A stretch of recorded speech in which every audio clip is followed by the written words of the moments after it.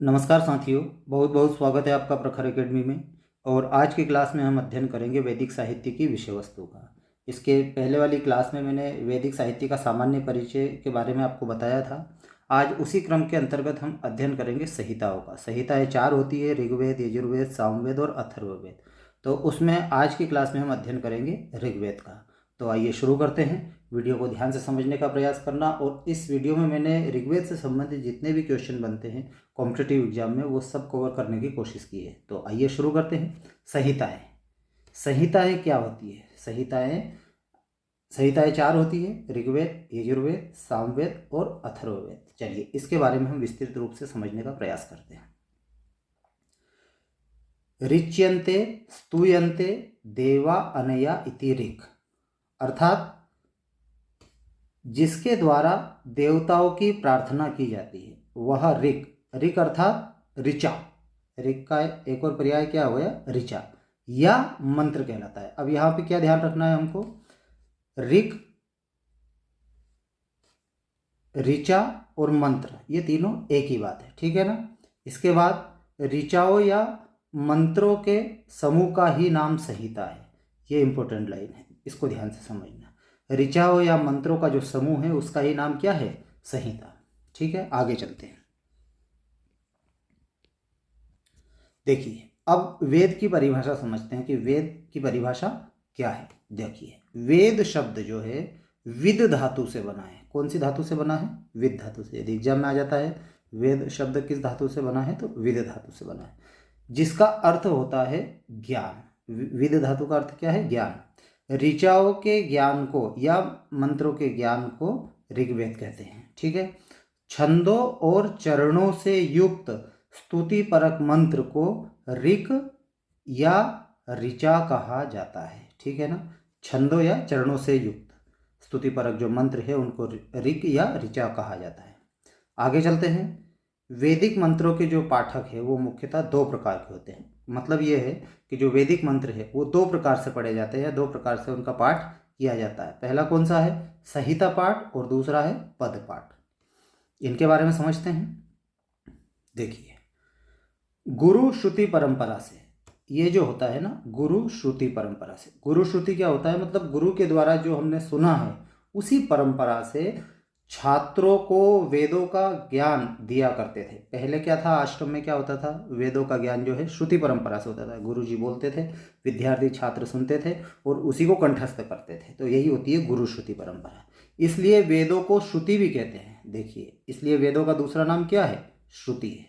जिस काम के लिए मंत्र का प्रयोग होता है, मतलब किसी कार्य को करना है, कौन सा कार्य है, तो उसके लिए उसी मंत्र का प्रयोग होता था। उस मंत्र के प्रयोग के लिए ही उसे जो है विनियोग कहते थे। प्रारंभ में कोई भी काम करते थे तो जिस मंत्र का प्रयोग किया जाता था उसे विनियोग कहते हैं। ठीक है, आगे चलते हैं।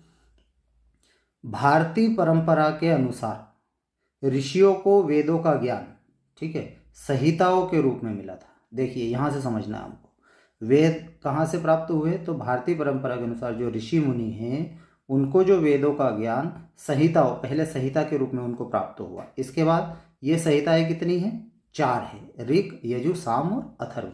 इन्हीं संहिता का दूसरा नाम वेद है। इन्हीं संहिता का क्या है? दूसरा नाम वेद है। आपको आया होगा समझ में। आगे हम चलते हैं, आगे समझने का प्रयास करेंगे ऋग्वेद के बारे में। देखिए आचार्य सायण ने अपने भाष्य में वेद की परिभाषा देते हुए कहा है। आचार्य सायण के अनुसार, यहाँ थोड़ा सा ध्यान रखना है ना, वेद की परिभाषा देते हुए क्या बोला है? अपौरुषेयम वाक्यम वेद। मतलब वेद क्या है? अपौरुषेय। ये बहुत ही इंपॉर्टेंट क्वेश्चन है, ये एग्जाम में पूछे 1-2 बार पूछा गया है कि वेद क्या है? पौरुषेय है, अपौरुषेय है, क्या है? तो वेद जो है अपौरुषेय। अपौरुषेय मतलब किसी पुरुष के द्वारा नहीं लिखे गए हैं, तो अपौरुषेय। ठीक है। अथवा इष्ट प्राप्त्यर्थ अनिष्ट परिहार्यो अलौकिकम उपायम वेदयते। मतलब इष्ट प्राप्ति के लिए और अनिष्ट के निवारण के लिए अलौकिक उपाय जो करते हैं वह है वेद। ठीक है, आया होगा आपको समझ में। आगे चलते हैं। दूसरी ओर महर्षि दयानंद ने क्या बोला है? वेद को परिभाषित करते हुए कहा है, क्या कहा है? जिसके अंतर्गत सभी सत्य और सुंदर विधाओं का ज्ञान प्राप्त होता है उसे वेद कहते हैं। ठीक है। वेद का अध्ययन एवं अध्यापन भी संहिताओं के रूप में किया जाता है। ठीक है ना, संहिता मतलब वही 4 ऋग यजु साम अथर्व। यज्ञों में मंत्रों का विनियोग संहिता के रूप में होता है, पदों के रूप में नहीं। ठीक है ना, देखो पहले मैंने बताया था कि संहिताओं का पाठ 2 प्रकार से होता है, एक संहिता पाठ, एक पद पाठ।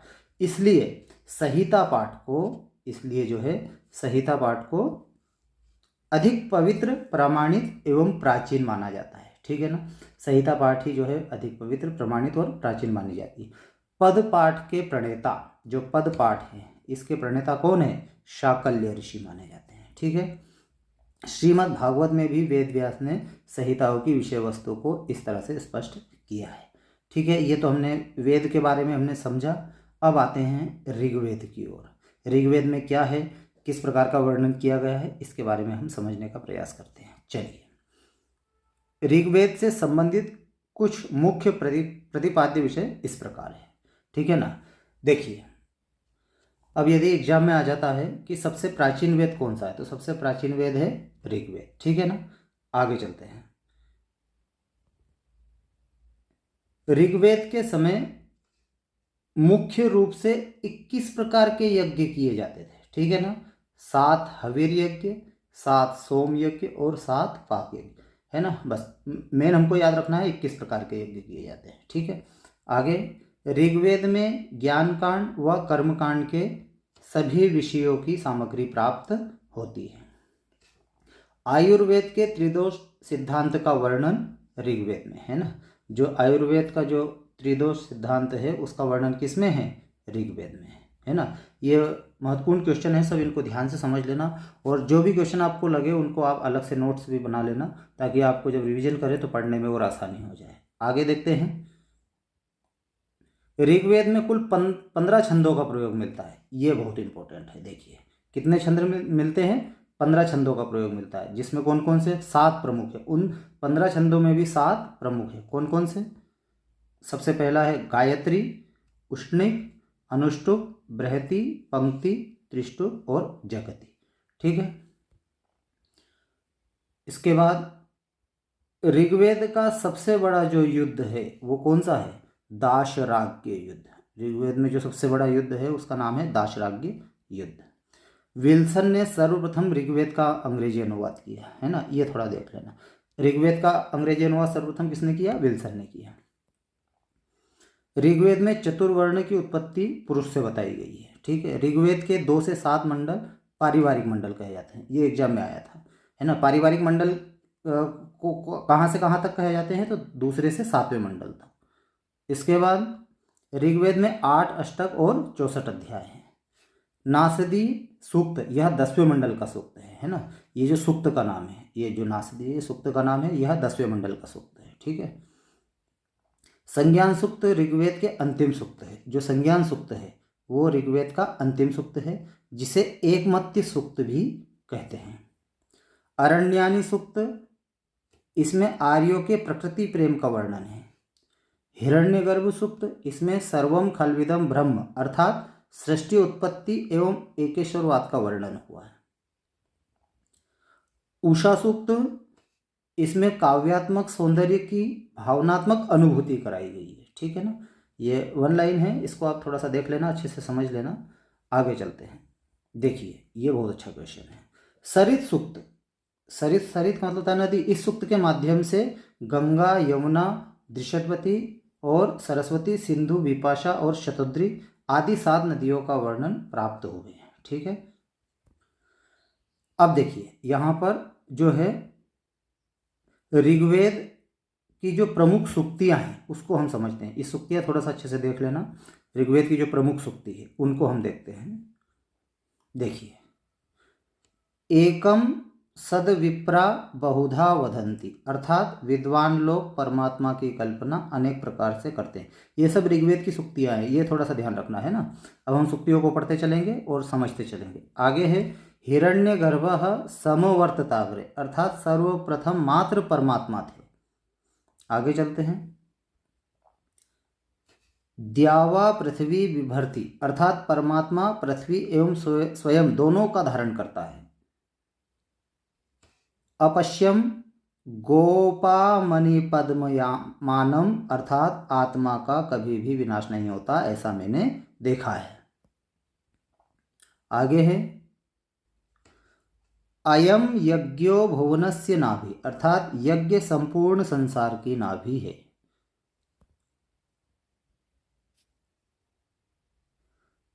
स्वस्ति पंथा मनुम चरेम, है ना, ये पंथा है यहाँ पे, है ना, मनुम चरेम अर्थात हम कल्याण वही पथ के रास्ते पर हो, मतलब जो हमारा कल्याण करे उसी रास्ते पर हम चले।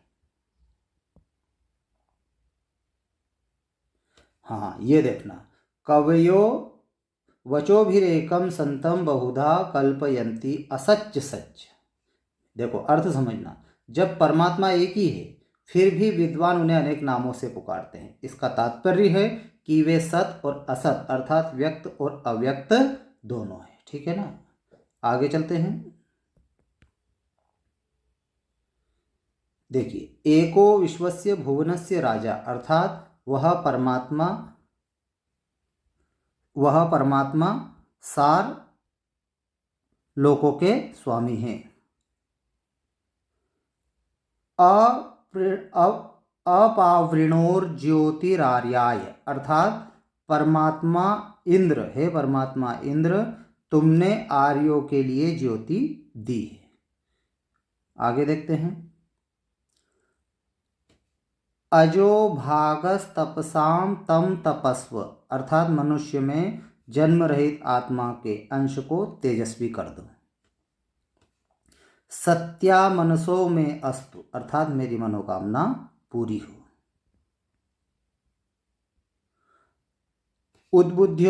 उद्बुद्ध्यध्वम समनसः सखाय, अर्थात मित्रों समान मना होकर जागो।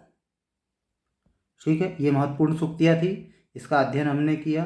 अब ऋग्वेद से संबंध ग्रंथ, ये बहुत इंपॉर्टेंट क्वेश्चन है, यहां से क्वेश्चन उठते हैं। ठीक है ना, इनको हम समझते हैं।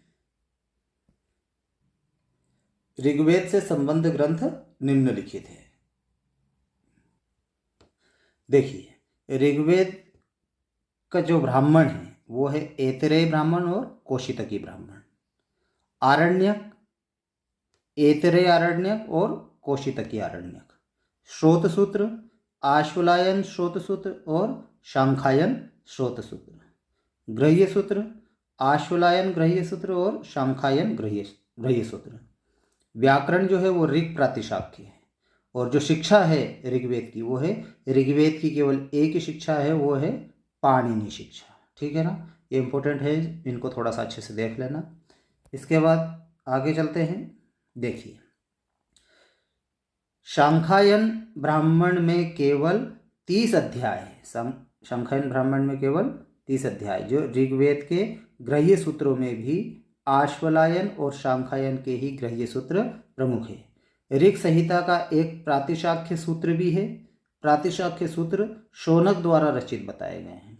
यह शौनक आश्वलायन के नाम से प्रसिद्ध है। ऋग प्रातिशाख्य सूत्र एक विशाल ग्रंथ है।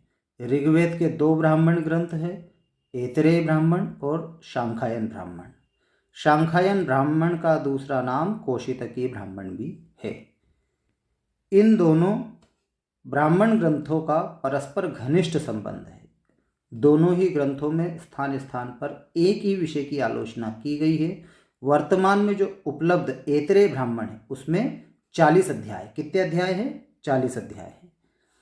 शांखायन ब्राह्मण में केवल 30 अध्याय है। क्लास में बस इतना ही।